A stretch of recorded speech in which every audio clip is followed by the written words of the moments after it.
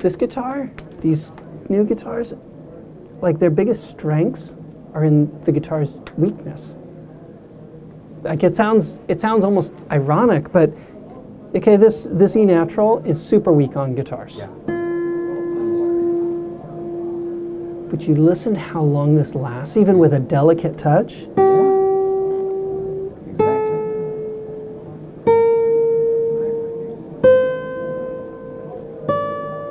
After all, I explained her the theory about the waves, and then she said, yeah, you're right, that's what I'm hearing. It's a clear wave. Yeah. And it's not like... Yeah. The intonation thing is, a lot of people will struggle with that, I'm sure. But the way that they're not used to it. Yeah. I mean, the way that I like to think about it, the guitar's role in life is a translator. Think of the strings speaking some archaic string language to the guitar. The guitar's job is to translate that into audible language. So usually, it's not a very good translator. It's like, you know, you play something and the guitar is going to go, I'll give you the closest thing I got. And it's not fluent.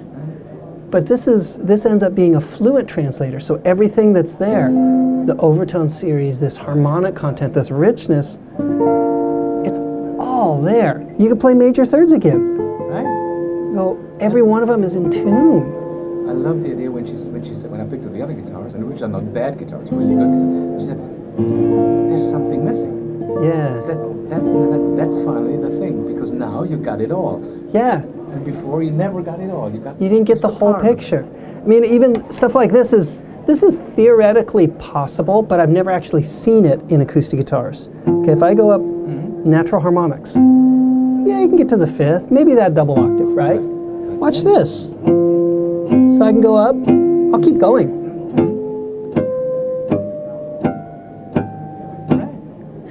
It's like you could do it with electric guitars. With lots of distortion, because that'll accentuate that overtone series. But in this case, all these things that we have avoided and usually don't get to enjoy, it's all there.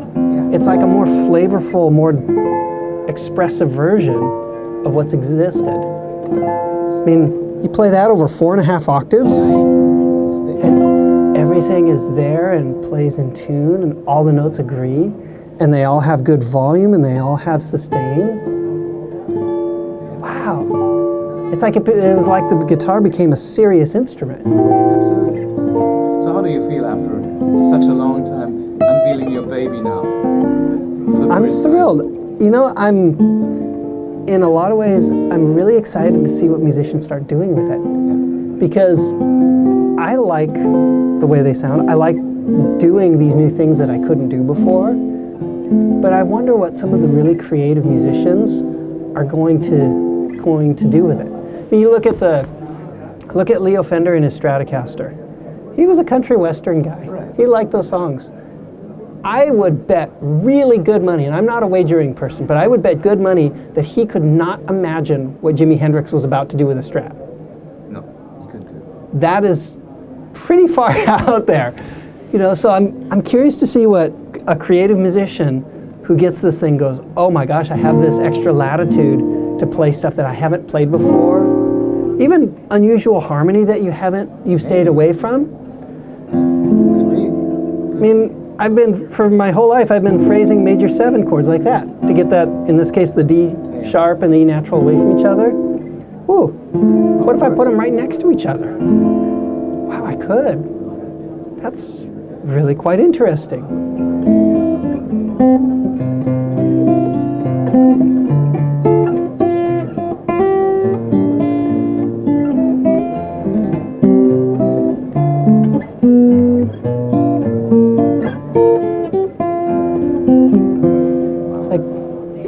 I couldn't really do that and have that work before. I think there's going to be maybe some different music in the future. I hope so. Yeah, I think so. And I look at the way that musicians use their guitars, and it's different now than it was even 5 years ago. I mean, 5 years ago, a lot of players were struggling to figure out, well, what's become of the recording industry? What is a new label? What is the new compact disc? How does this come in? I mean, music is not, it's no longer traded with a tangible object.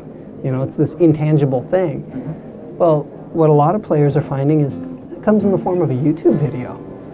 Wow, there's people who are making like viable musical careers by building, creating videos of songs and performances, putting them on YouTube.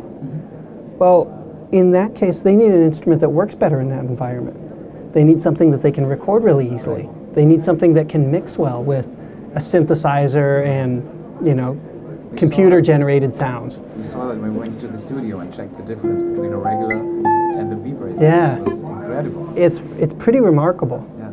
Like lately I've been listening to a young guy named Jacob Collier. He's a British musician. Really inventive player, incredible sense of harmony, really cool, great musician on a lot of instruments.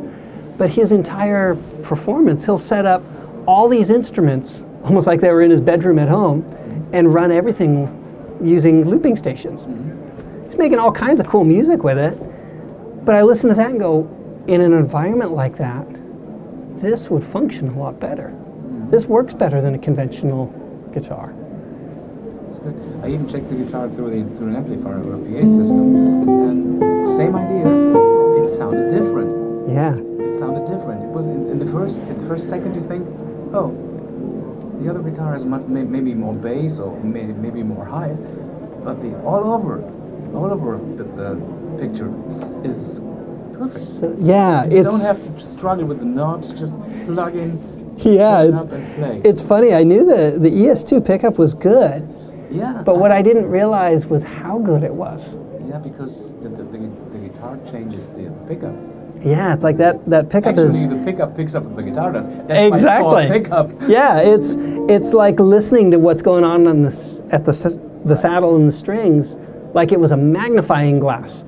And so once that started changing, and you were looking at a really clear, accurate picture, boy, what do you know?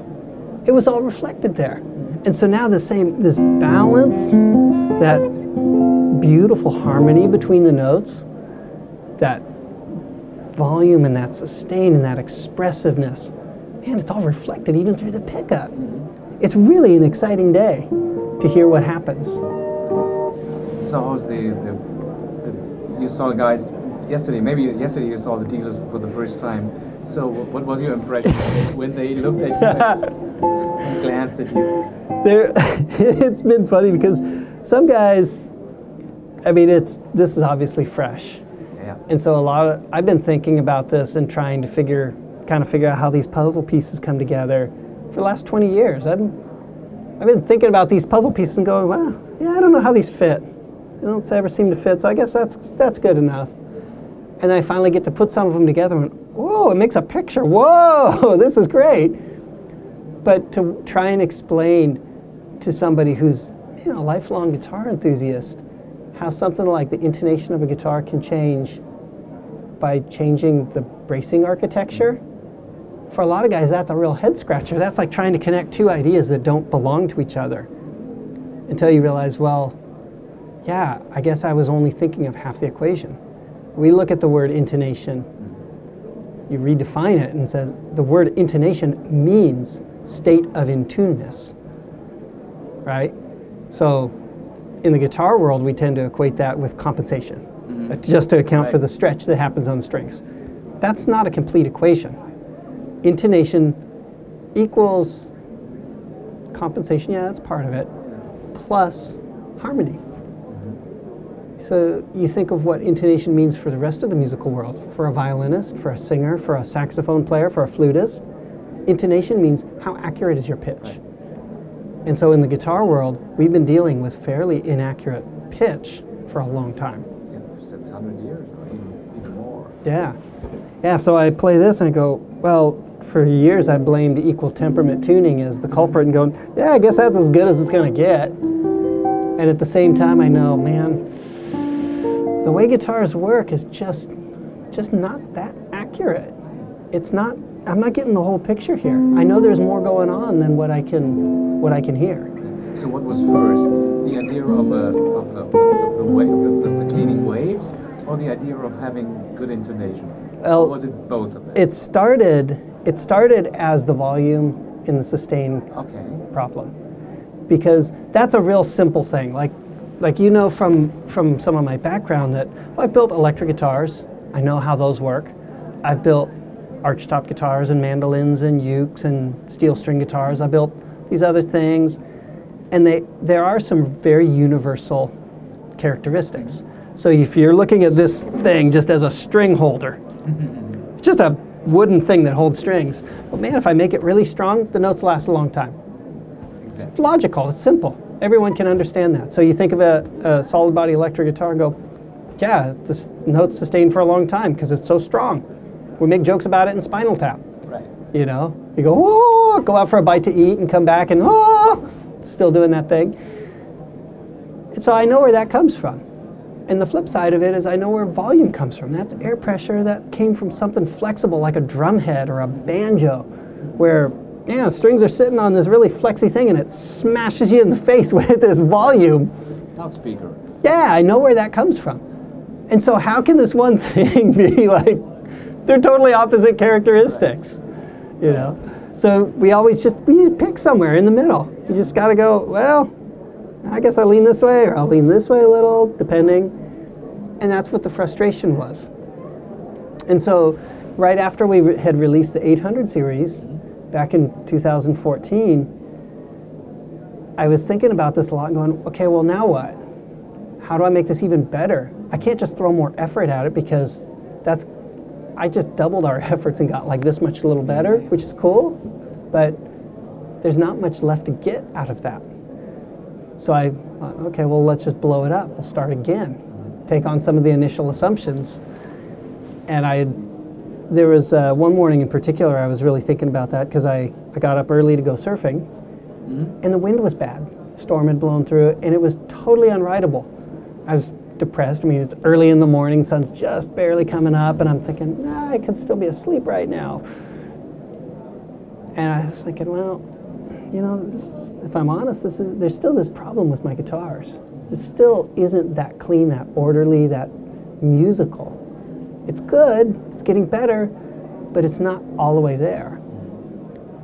And then a couple of days later, I'm at a different spot and the weather's totally changed. It's like when you were out for a visit last time, and it's sunny and beautiful, there's no wind, the ocean surface is super smooth, and there's this swell coming in and breaking around this jetty where I wanted to go surfing. And it looks like, it's like the most predictable, orderly, perfect thing you can imagine. And I go, well, that's what I'm after. If I could build a guitar that looks like that was an image of this, of the way that this is working, even though these are ocean waves, these look musical. I want to try and capture that in the form of a guitar. And then it sparked this thought and went, well, wait a minute. I don't have to compromise between this rigidity and this flexibility, between the sustain and the volume. I could have both if I make the guitar more of a system. Rather than trying to get all the parts to do all of these jobs, let them specialize a little more. Go, well, yeah, it's going to be stiff and strong so I can make sustain, and it's going to be flexible so I can make volume. And then once I had control of these factors, I got about halfway through building this first guitar and went, oh my gosh, this is going to do what I thought it was going to do. Well, that means there's all these implications of I could control the intonation, I could control the projection, you start to get control of all these things that can come out of it. So that's how you end up with this crazy projection where the sound can be loud and good and rich and full right here, and you go 20 feet away and it's just the same. Or you play these notes and go, how are all these chords still in tune and not beating against each other? That's really cool. So it's back to nature. Yeah. Sort of. Yeah, in a lot of ways. I mean, it's kind of funny that nowadays we think of innovation and we automatically assume it comes in the form of a computer or some computer-related thing. No, I think there's still a lot to be learned. And then by watching the natural world. And a computer can't do that. Not that I know of yet. Cannot listen. No, not that I know of. I mean, someday maybe, but Not today I'd rather live in a real musical world where people are listening with their ears and sensing it with their own fingers and heads, their own eyes. Sounds beautiful. Yeah, they're fun. So It's an exciting day.